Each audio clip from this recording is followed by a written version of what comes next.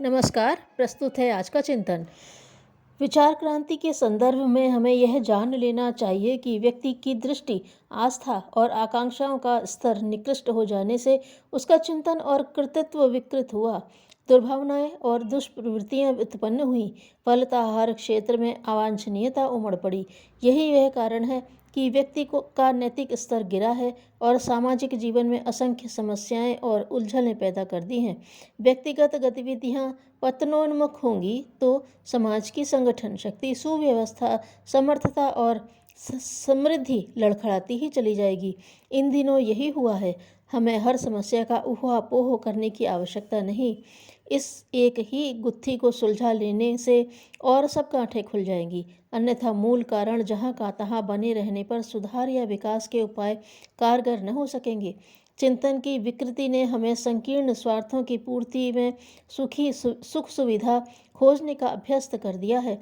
उच्छृंखलता, असंयम, अहंता का प्रदर्शन, संपदाओं का संचय, विवेक का विसर्जन, यही सब कारण है जिनमें उलझकर मनुष्य ने अपना स्वरूप विस्मृत कर दिया और असुरता को अपना बैठा। कुत्साएं और कुंठाएं उसे साक्षात नारकीय स्थिति में डाले हुए हैं। प्रारंभिक प्रयास चिंतन की अवांछनीयता के निवारण से आरंभ होना चाहिए। बौद्धिक क्रांति का प्रयोजन यही है। इस भावनात्मक नवनिर्माण के प्रयास को हम लोग ज्ञान यज्ञ के नाम से भी जानते हैं। नैतिकता के लिए एक दूसरे को उपदेश करता रहे तो काम नहीं चल सकता। सृजन जीवन का एक आवश्यक अंग है। उसे दैनिक नित्य कर्मों में सम्मिलित रखा जाना चाहिए। यह तथ्य जब तक जन जन साधारण के मस्तिष्क में साथ ही अभ्यास में भी न उतरेगा तब तक उद्देश्य की पूर्ति न हो सकेगी। एक को देखकर दूसरे को उत्साह आता है। रचनात्मक प्रवृत्तियों को कार्यान्वित करने से न केवल राष्ट्र निर्माण की संभावनाएं मूर्तिमान होती हैं वरन व्यक्ति की मानवोचित सद्भावनाओं का भी विकास होता है। व्यक्ति और समाज की प्रगति का यही तरीका है। सामाजिक क्रांति को एक संघर्षात्मक प्रक्रिया द्वारा ही पूरा किया जा सकेगा। अवांछनीयता की दाढ़ में जब खून लग जाता है तब वह अपने निहित स्वार्थों को सहज छोड़ने के लिए तैयार नहीं होती। पशु प्रलोभन से प्रसन्न होता है और दंड से डरता है। समझाने से हृदय बदलने के लिए जिसे तैयार नहीं किया जा सकता, ऐसी पशुता भी कम नहीं है।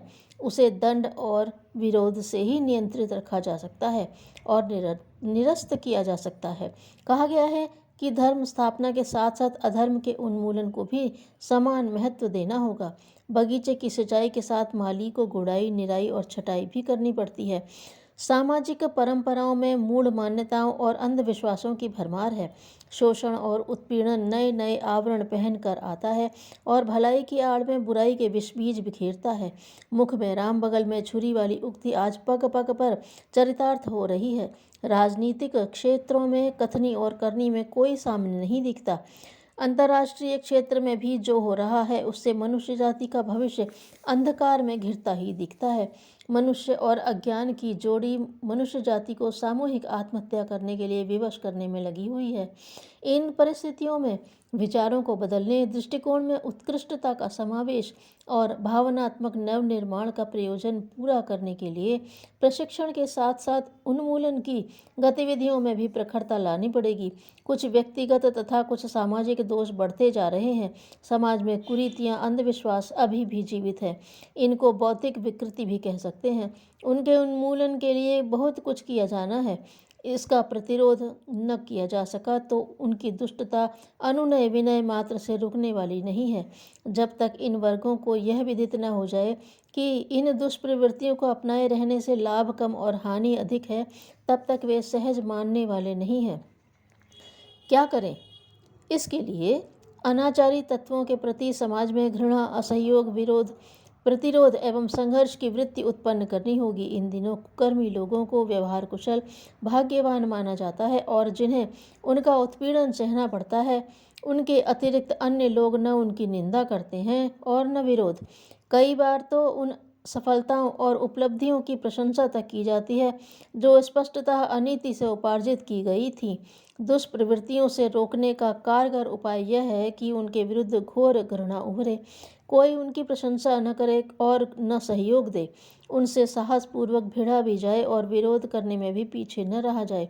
कानून से व्यक्तिगत अथवा सामूहिक प्रतिरोध से अवांछनीय तत्वों का रास्ता बंद किया जाए, भले ही इसे अपने को झंझट या कष्ट सहना पड़े।